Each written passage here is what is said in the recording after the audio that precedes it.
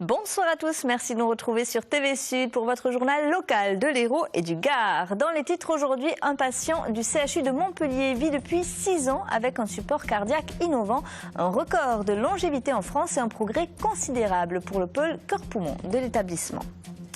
Un dispositif d'alerte pour prévenir les vols sur les exploitations. Le réseau Agriculteurs Vigilants s'implante dans l'Hérault sur le modèle existant des voisins vigilants.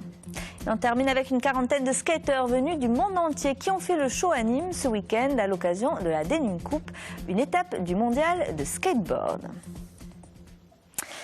C'est la plus longue durée de vie avec un corps observé en France depuis 6 ans. Un patient du CHU de Montpellier vit grâce à ce dispositif d'assistance cardiaque innovant.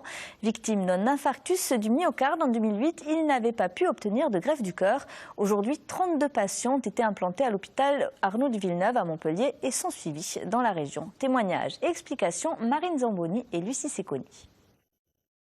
C'était il y a 6 ans, alors qu'il est victime d'un grave infarctus, Edmond Bertrand accepte de devenir le cobaye d'une nouvelle génération d'assistance cardiaque mécanique. Une aventure vécue à 2. C'est lui qui a voulu. Et puis c'était pour vivre, c'était bien. C'était ça ou mourir. Alors on a préféré ça. Je me sens bien, même bon. Il y a toutes ces machines, il y a tout ce bordel. Si les premiers mois ont été difficiles, l'ancien transporteur a réussi à surmonter toutes les épreuves. Il ne doit revenir à l'hôpital qu'une seule heure par mois et s'est habitué à la machine qu'il doit constamment garder sur lui. En plus d'avoir le cœur sur la main, Edmond le transporte sur son épaule. Le dispositif est contraignant mais efficace. Le principe est de faire une assistance sur le ventricule gauche. Quand ce muscle est trop affaibli, la pompe va venir assister et générer un débit complémentaire qui permet l'irrigation correcte des différents organes et de permettre tout simplement la vie. Une réussite qui a poussé les équipes à renouveler l'expérience. Il faut dire que sur la région Languedoc-Roussillon, on implante environ une dizaine d'appareils comme ça par an, mais ça ne peut aller a priori qu'en s'amplifiant. Les patients souffrant de graves problèmes cardiaques ne pouvant attendre ou obtenir une greffe de cœur peuvent à présent bénéficier de cette innovation chirurgicale. Agriculteurs Vigilants, c'est un réseau de surveillance et d'alerte mis en place pour prévenir les vols dans les exploitations agricoles. Un dispositif officiellement installé hier au pôle œnotouristique Viavino à Saint-Christol par le préfet de l'Hérault, la Chambre d'agriculture et la FDSEA. Dans les rangs des forces de l'ordre et parmi les professionnels du monde agricole, des référents vont désormais servir de relais pour mieux prévenir les délits. Les détails, Lucie Secconi et Marine Zamboni. Pierre a déjà été cambriolé à 2 reprises. Comme cet exploitant, les 9000 autres agriculteurs du département de l'Hérault sont de plus en plus touchés par ces vols. Un phénomène qui se multiplie et inquiète.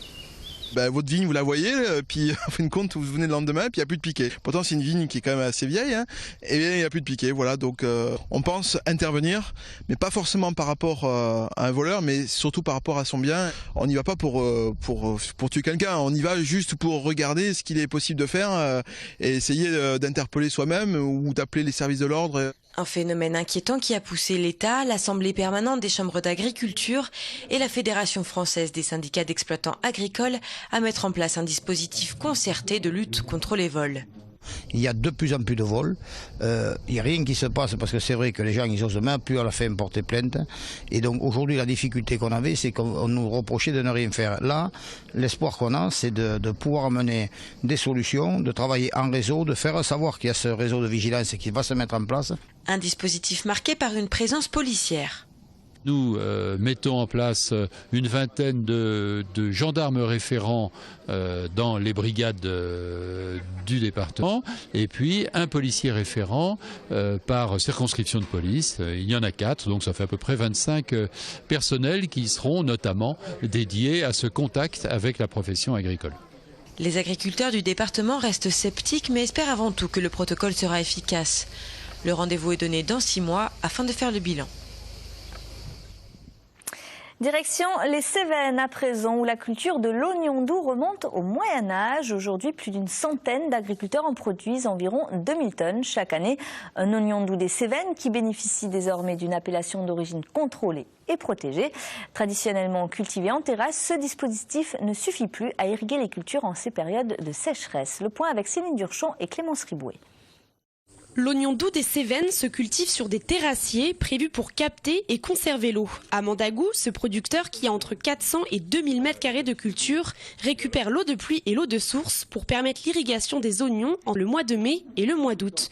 La loi sur l'eau promulguée en 2006 modifie les pratiques agricoles. Elle est censée concilier l'agriculture et la conservation du paysage dans une région où la sécheresse est très présente.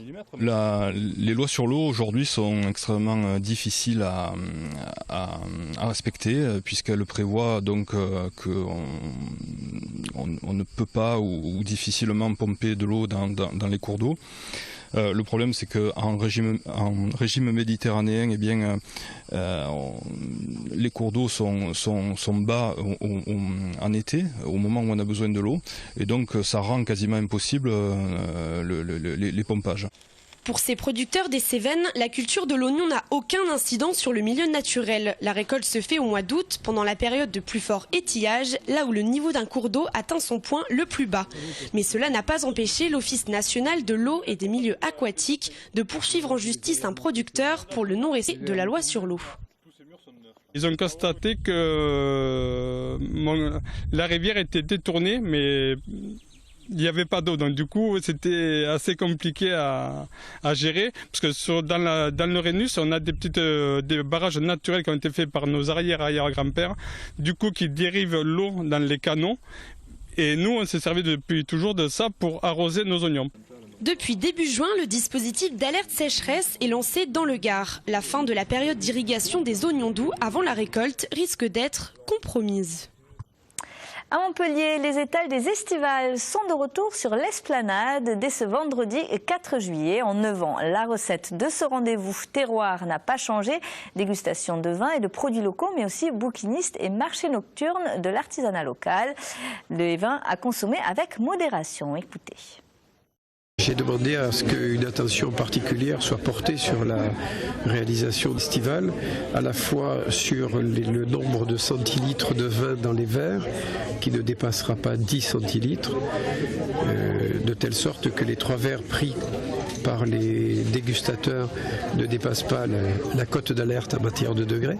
Et puis un dispositif à la fois de prévention et à la fois de sécurité a été mis en place pour éviter tout débordement lié à une trop grande effusion conviviale. Voilà, les estivales, c'est donc dès ce vendredi sur l'esplanade de Montpellier de 18h à 23h30 et jusqu'au 5 septembre prochain. Le temps d'un week-end, Nîmes est devenu le temple de la glisse urbaine. Grâce à son nouveau bowl, le skatepark a accueilli ce week-end la Denim Cup, une étape de la Coupe du Monde de skateboard organisée par la planche à roulettes nîmoise. Un événement qui a réuni une quarantaine de riders internationaux, dont Pedro Parros ou encore Laetitia Buffoni, avec à la clé un prize money de 15 000 €. Olivier Michel. Ils sont venus du monde entier pour rider le skatepark nîmois. Eux, ce sont les 40 compétiteurs de l'étape de la Coupe du Monde de Skate Isu. Une compétition divisée en 2 disciplines, le street et le ball, et qui, dans ses phases finales, réunit 4 riders. Ils auront 1 minute de présentation chacun, et après on aura une jam session. C'est ce qu'on appelle dans le milieu en fait, quand les gars ils skatent ensemble, et ils skateront ensemble pendant 4, 5 à 6 minutes.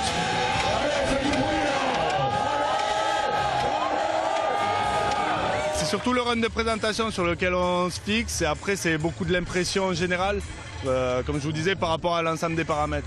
Il y a la technicité, la hauteur qu'ils font quand ils font des airs, il y a l'utilisation du parc aussi, voir si le gars il utilise tout le potentiel de la zone ou s'il reste à squatter quelque part, le style. Et en matière de style, c'est le Brésilien Pedro Barros qui, comme on dit, a envoyé du lourd en replaquant notamment ses Mac Twist. Le sextuple médaillé d'or au X-Games et récent vainqueur de l'étape marseillaise s'impose donc aussi à Nîmes.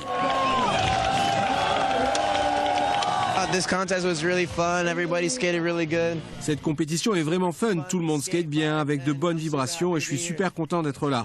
C'était une bonne expérience et je me suis beaucoup régalé.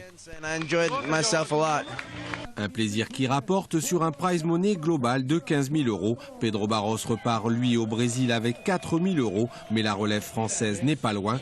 À 16 ans, le Marseillais Vincent Materon termine second et empoche 2 500 €. C'est la fin de ce journal. Merci de l'avoir suivi. Juste après votre édition de 20h30, retrouvez votre rendez-vous festif de l'été, le JT des fêtes votives, ce soir à la Feria d'Alès. Quant à nous, on se retrouve demain 19h30 et 20h30 pour votre édition locale de l'Hérault et du Gard. Passez une excellente soirée sur TV Sud.